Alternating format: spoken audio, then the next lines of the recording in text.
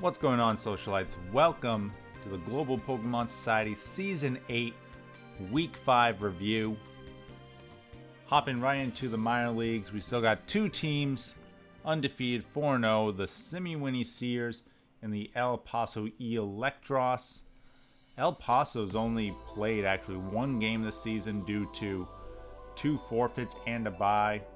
The Psyducks did get a forfeit loss this week, so they dropped down to 2-2, still with an even differential. So they, the regular season doesn't matter in the minor leagues. Just get your team ready, get ready to fight in the playoffs here. Kind of matters this season since we dropped a team way back in week 2 because the number 1 seed will have a bye week. So I guess the rankings do matter a little bit. Next, but we got a bunch of 2-2 teams now because the Florida Feraligators have moved up to 2-2, and the St. Paul Cleavors, if you look on the spreadsheet, it's still Birmingham, but we did change them to the St. Paul Cleavors, moving up to 2-2. Seattle Shiny Sylveons get their first win of the week, moving up to 1-3, and the Palatown Pikachu still at 1-3. So that is that. Now we actually do have some teams making some changes here. We have the Florida Feraligators. They dropped Dragonite, who had a big game for them last week. Pretty interesting. And they pick up Scizor. Palatown Pikachu's dropping Cacturn and dropping Regice, picking up Ditto and Swellow. So we'll have to see what that can do for them. Now Swellow does give them some speed, and then Ditto, of course, can always be a tricky Pokemon to use. And last, the Seattle Shiny Sylveons, they dropped Cloyster, picking up Empoleon, so they want a more defensive water type. Empoleon, great defensive typing, water steel. And they dropped Koffing, who really isn't doing much on their team. You don't need the neutralizing gas for what they're doing. And they pick up Frostlass, so an ice and ghost type. Taunt, Will-O-Wisp. Pretty good support Pokemon. Icy Wind. A lot of good stuff there.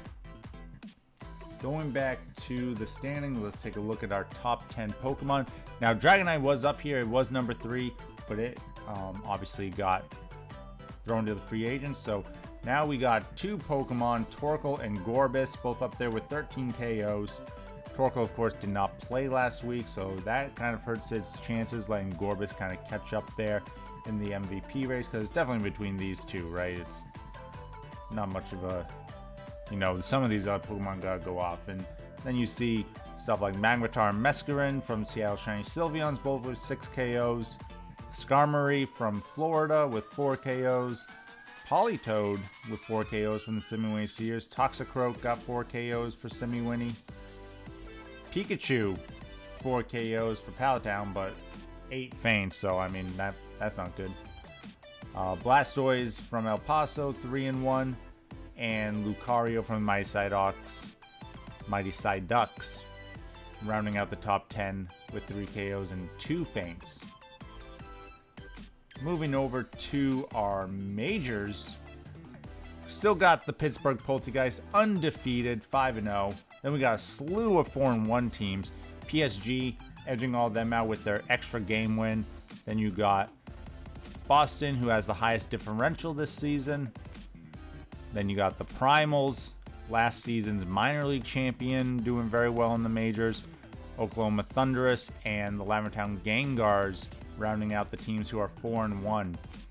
Then the rest of the teams still vying for playoff position. We got the 3-2 Chicago Scrafties, and then a bunch of teams under 500. 2-3 Denver Ninetales, still with a positive differential. 2-3 tied, we got the Black City Zekrom and the Vero Beach Volcarona.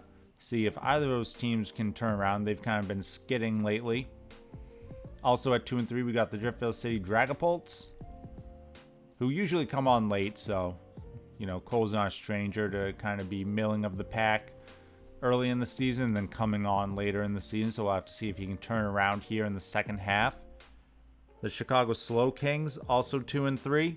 And then we got a couple 1-4 teams here, the New York Mankeys and the Diamond Desert Dwellers, and then Buffalo Bidoofs and Tokyo Tokus both sitting at 0-5. So, yeah. Both those teams, there's going to be some teams I think that are 4 and 5 that make the playoffs. So it's not out of the realm that they can make it, but they gotta, every single game matters for them now. And yeah, basically, it's all between all these 2 and 3 teams now who are kind of fighting each other. And the Scrafties are in a pretty good spot. They got some really good breakers.